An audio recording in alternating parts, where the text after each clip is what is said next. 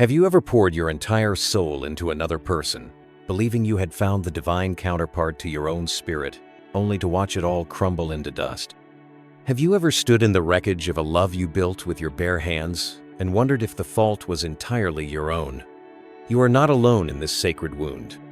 This feeling, this profound sense of betrayal that echoes in the deepest chambers of your heart, is not a sign of your weakness, but the first tremor of a cataclysmic awakening.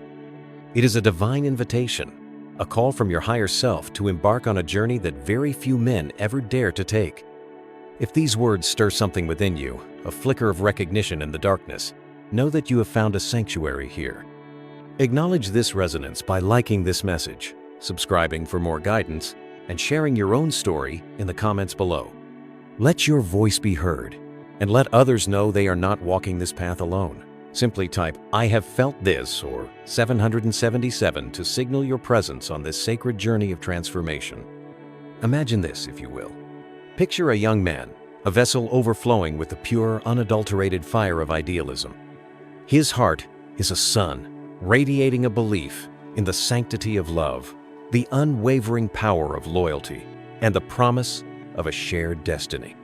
He believes that love is the ultimate virtue, the highest frequency a human soul can attain. And then, he meets her.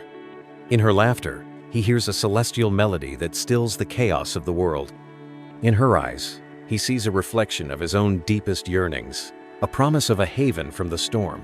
He doesn't just fall in love, he ascends into it, convinced he has touched something holy.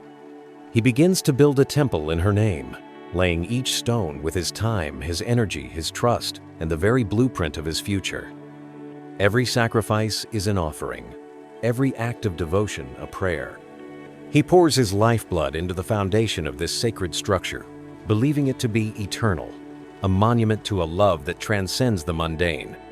He sees himself not just as a partner, but as a guardian, a protector of this divine flame he believes they share.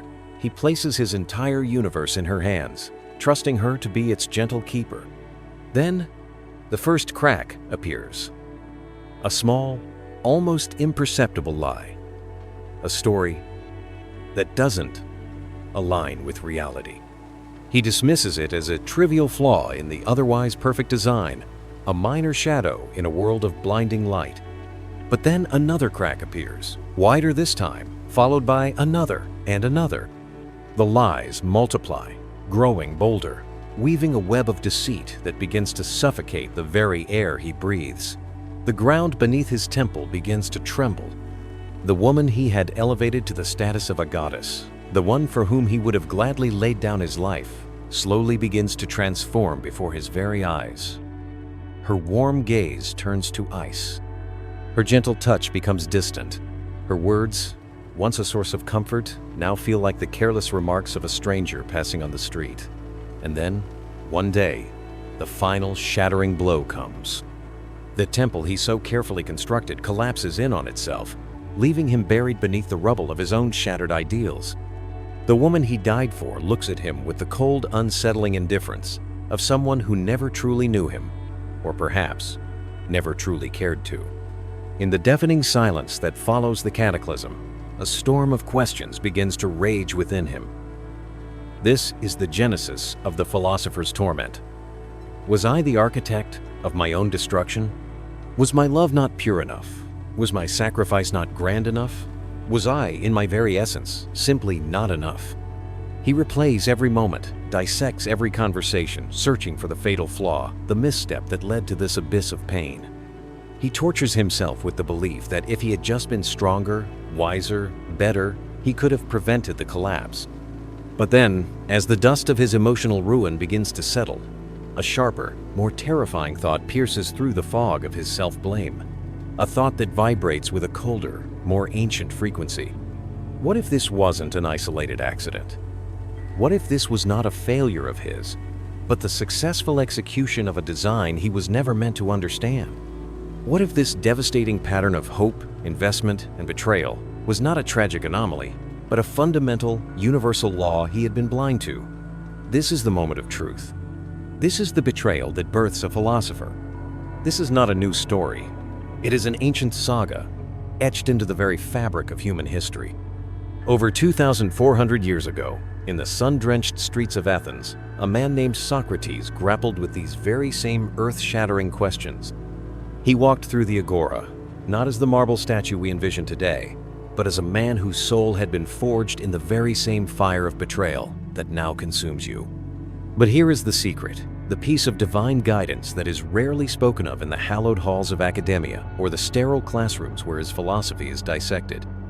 The most profound, most potent, and most dangerous of Socrates' teachings were not about abstract morals or political theory. His deepest wisdom, the wisdom concerning the fundamental nature of men, women, and the cosmic dance between them, was deemed too volatile, too real, too disruptive to the established order. This sacred knowledge was intentionally obscured, scrubbed from the mainstream records, and buried beneath layers of more palatable, less threatening philosophies. It was considered a forbidden text, a truth so potent that it threatened to dismantle the very foundations of the societal matrix. Why? Because Socrates didn't just debate hypotheticals. He dared to expose the raw, uncomfortable, and often painful truths about the core programming of human nature. Truths that men continue to wrestle with in the shadows of their own experience to this very day. This journey we are on is not about fostering hate or resentment.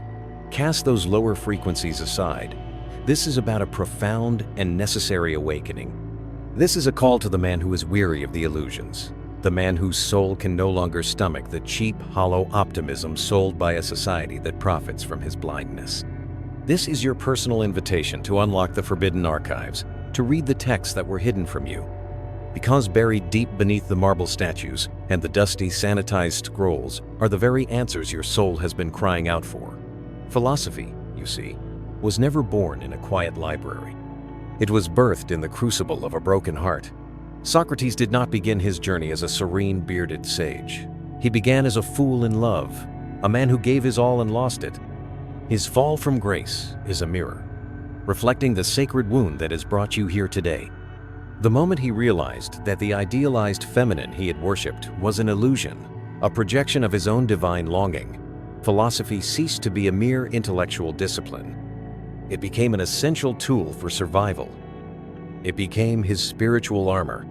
We are now about to uncover Socrates' most shocking and carefully guarded insight, the truth that was deliberately buried for millennia, the key that explains the cyclical nature of male suffering, the reason why devotion is so often met with rejection, and why no one has dared to speak this truth aloud, until now. Let us be unequivocally clear. Socrates was not some embittered recluse, shouting his frustrations at a world that had wronged him. This was a man of immense substance, a decorated warrior who had faced death on the battlefield, a brilliant scholar who walked the streets of Athens, engaging with the most formidable minds of his era. His insights were not born of petty grievance, but of a lifetime of relentless, unflinching observation of the human condition. And from the depths of this observation, beneath all the layers of his famed dialectics, lay a revelation so explosive, so fundamentally paradigm-shifting, that it threatened the very fabric of Greek society. Here is the unvarnished truth. Women do not love in the same way, from the same source, or for the same reasons that men do. This was not a cynical speculation. It was a cold, clinical, and dispassionate observation of a fundamental law of nature. He perceived that men construct their love upon the pillars of loyalty, selfless sacrifice, and a deep-seated idealism. A man's love is often an act of creation. He seeks to build a world around his chosen partner, to elevate her, to protect her, to create a legacy with her. His love is an extension of his purpose, a drive to create order and meaning from chaos. Women, Socrates observed, love from a different energetic center. Their love is not idealistic, but opportunistic. And this is not a judgment, but a recognition of a profound biological and spiritual imperative.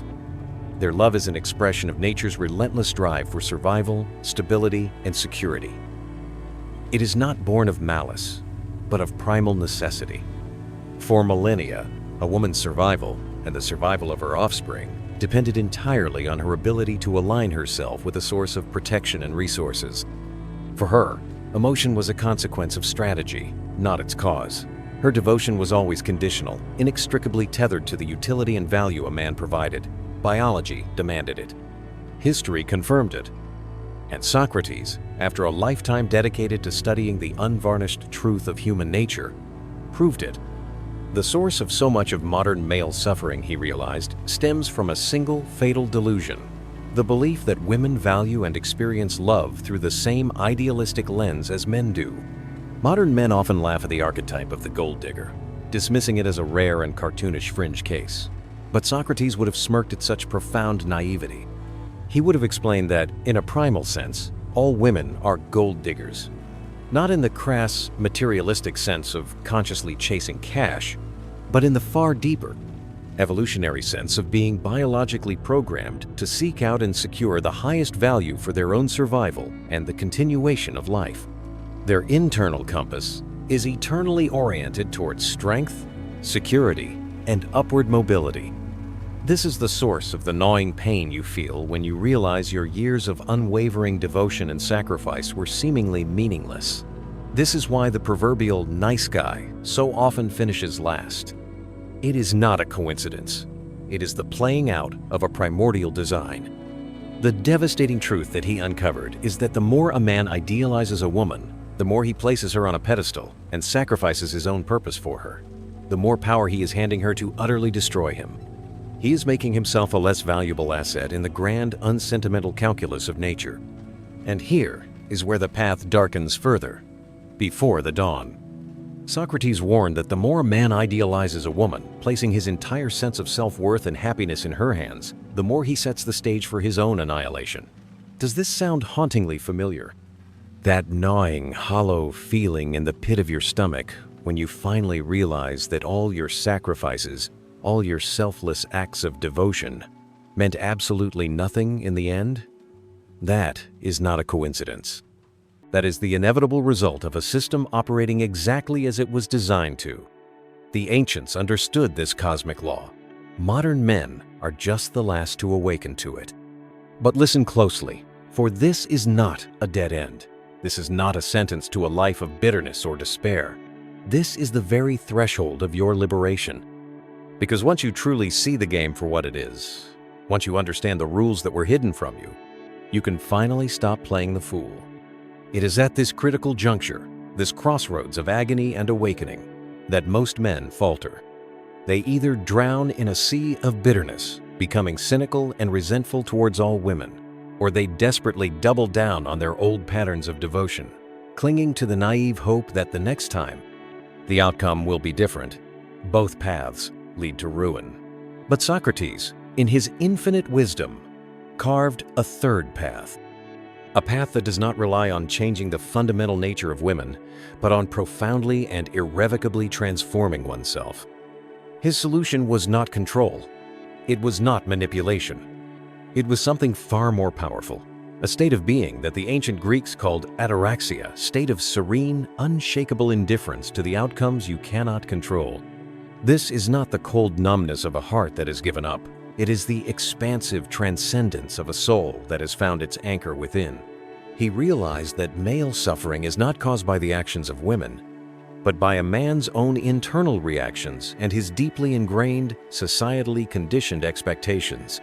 The moment a man stops demanding that women love like men, the moment he accepts their nature as a force of the universe without illusion or judgment, something extraordinary happens. The entire power dynamic flips. No longer is he a needy beggar, pleading for scraps of affection and validation. He becomes an observer, a student of human nature, a sovereign being centered in his own reality. And that shift, that monumental energetic realignment, is where true freedom begins. This is the alchemy of male suffering. This is how Socrates transformed pain into power. There comes a moment in every great man's life, a defining crucible, where pain will either break him or forge him into something unstoppable. For Socrates, that moment arrived when he stood trial before the Athenian court, falsely accused by lesser men of corrupting the youth. His response? It was not rage. It was not pleading. It was a quiet, knowing smirk. In that moment, he had already won. Because while his enemies believed they were sentencing him to death, Socrates had already discovered the ultimate cheat code to male suffering. He understood a truth so profound it rendered their judgment meaningless. They can only destroy you if you still care what they think.